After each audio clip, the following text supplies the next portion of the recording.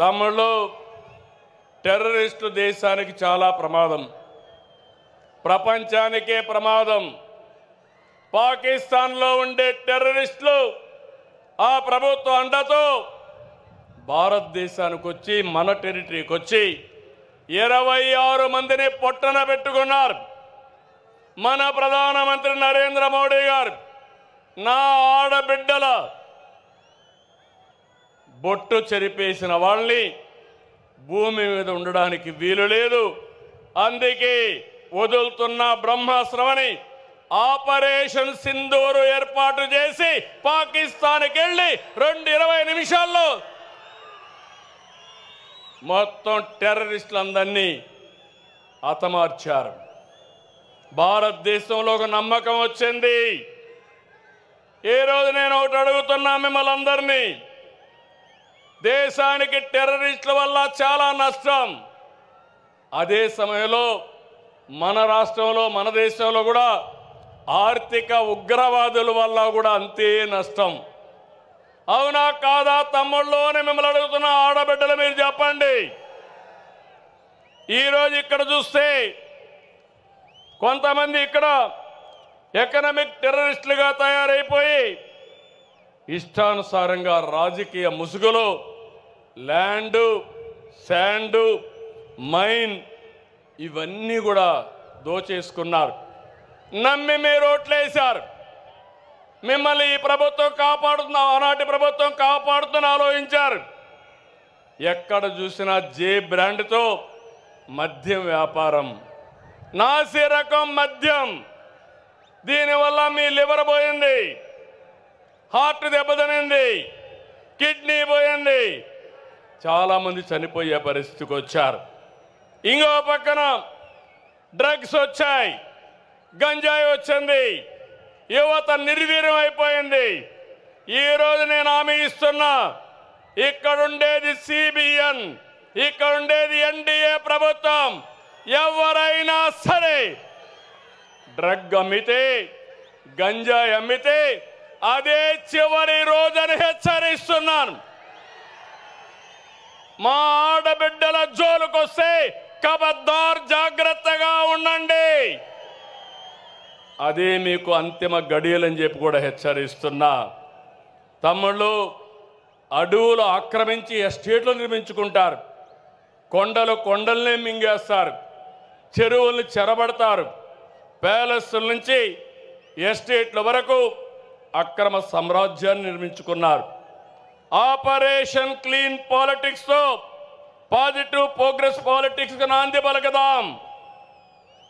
అందుకే మళ్ళీ హామీ ఇస్తున్నా, ఎవరైతే ఎకనామిక్ టెర్రరిస్టులు ఉన్నారో, ఆర్థిక ఉగ్రవాదులు ఉన్నారో వాళ్ళ గుండెల పైన రైళ్లు పరిగెత్తే విధంగా చేసే బాధ్యత మీ నాయకుడిగా నాదని మరొకసారి మీ అందరికీ హామీ ఇస్తున్నా. తమ్ముళ్ళు, టెక్నాలజీ వచ్చింది, నేనే టెక్నాలజీ తీసుకొచ్చాను. సాంకేతిక మనం చూస్తే బ్రహ్మాండంగా ముందుకు పోతా ఉంది. ఒకప్పుడు చిన్న పనికి కూడా ఆఫీసుకు పోవాలి, దర్జాగా ఆఫీస్కి అవసరం లేదు, ఫోన్లో వాట్సాప్లోనే అన్ని సేవలు వస్తాయి. ఇప్పటికే 380 సేవలు. అదే మరిగా రేపు జూన్ 12కి 1 సంవత్సరం పూర్తి చేసుకున్న సందర్భంలో 500 సేవలు పెడతాం. మళ్ళీ 1-2 నెలల్లో అన్ని సేవలు ఆన్లైన్లోనే ఉంటాయి. మీకు నేను ఒకటి హామీ ఇస్తున్నా, మా తమ్ముళ్ళు, మా ఆడబిడ్డలు ఏ అధికారి దగ్గరికి పోయే పని లేదు. ఏ పని కావాలన్నా హాయ్ అని ఒక్క మెసేజ్ పెడితే నేను వచ్చి మీ పని చేపిస్తానని మీ అందరికీ హామీ ఇస్తున్నా. అది టెక్నాలజీ మహిమ. ఇంకో పక్క మీ అందరికీ హామీ, వ్యవసాయంలో, ఆరోగ్యంలో, అన్ని డిపార్ట్మెంట్లో ఆధునిక పరిజ్ఞానాన్ని ఉపయోగిస్తాం.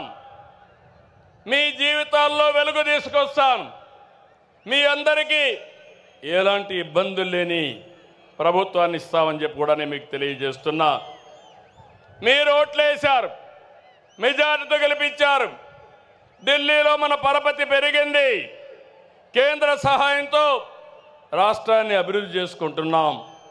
పోలవరం ప్రాజెక్టు డయాఫామ్ వాల్ని గోదావరిలో కలిపేసే పరిస్థితికి వచ్చారు. తిరిగి ఒకటి ఆలోచించాను, పోలవరం రాష్ట్రానికే ఒక వరం. అందుకే కేంద్రానికి చెప్పాం, ఈరోజు పోలవరం ఘాటిన పెట్టామని చెప్పి కూడా నేను మీకు తెలియజేస్తున్నా. 12,150 కోట్ల రూపాయలు ఇచ్చారు. ఈ కడప సభలో హామీ ఇస్తున్నా, 2027 డిసెంబర్ లోపల పోలవరాన్ని పూర్తి చేసి జాతికి అంకితం చేసే బాధ్యత నాది, మాది అని మరొక్కసారి విజ్ఞప్తి చేస్తున్నా. విశాఖ స్టీల్ ప్లాంట్, ఆంధ్రుల హక్కు, విశాఖ ఉక్కు, దాన్ని కూడా రివైవ్ చేశాం. 11,400 కోట్లు ఇచ్చారు. రైల్వే జోన్ని ఏర్పాటు చేశారు. అమరావతి మనందరి రాజధాని. ఆ రోజు కడపలో కూడా మీరు చెప్పారు, అమరావతి మన రాజధాని. 3 ముక్కలు ఆటాడి కడాన మనం అందరినీ రాజధాని లేకుండా చేశాడు. కేంద్రం 15,000 కోట్ల రూపాయలు సమకూర్చింది. అది కూడా పూర్తవుతుంది. ఇంటింటికి ట్యాప్తో నీళ్లు ఇవ్వడానికి నరేంద్ర మోడీ గారు జల్ జీవన్ మిషన్, అదే మరి అమృత్ వంటి పథకాలు తీసుకొస్తే అవి కూడా నిర్వీర్యం చేసేశారు. దాన్ని కూడా పూర్తి చేసే బాధ్యత తీసుకుంటాం. మొన్నటి విజయంలో యువత భాగస్వామ్యం చాలా ఉంది. వారి భవిష్యత్తు కోసమే ఈరోజు ఈ ప్రభుత్వం పనిచేస్తూ ఉంది. యువశక్తికి అవకాశాలు ఇస్తే అద్భుతాలు చేస్తారని నేను బలంగా నమ్ముతున్నా. అందుకే ప్రమాణ స్వీకారం చేసిన రోజునే 20 లక్షల మందికి ఉద్యోగాలు ఇస్తామని అనౌన్స్ చేశామని చెప్పి కూడా నేను మీకు తెలియజేస్తున్నా. దీనికోసం ముందుకెళ్తున్నాం. నేను ఒకటే, ఇప్పటికే డిఎస్సి పిలిచాం. 7,50,000 కోట్లతో 6 లక్షల మందికి ఉద్యోగాల కోసం పెట్టుబడులు వచ్చాయి. చాలామంది అన్నారు, మీ రాష్ట్రంలో ఒక భూతం ఉంది, మేము రావాలంటే భయం ఉందంటే, ఆ భూతాన్ని శాశ్వతంగా భూస్థాపితం చేస్తున్నాం. స్వేచ్ఛగా మీరు రండి, మీకు అండగా ఉంటానని హామీ ఇచ్చాను. ఏం తమ్ముళ్ళు, నా హామీని నిలబెడతారా లేదా అని మిమ్మల్ని అడుగుతున్నా. 20 పైన పాలసీలు తీసుకొచ్చాం. అమరావతిలో క్వాంటమ్ వ్యాలీ, విశాఖలో Google, TCS, Reliance, RCR Mittal, BPCL, NTPC, LG వంటి వచ్చాయి.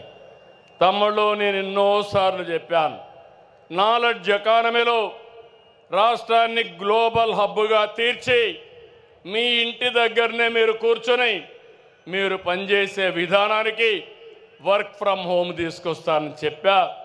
ఇప్పటికే 5 లక్షల మంది పనిచేస్తున్నారు. రాబోయే రోజుల్లో దాన్ని ఇంకా పెంచి మీ అందరూ ఇంటి దగ్గరే పనిచేసే విధంగా నేను చేసే కార్యక్రమాలు కూడా చేపడతానని మరొక్కసారి హామీ ఇస్తున్నా.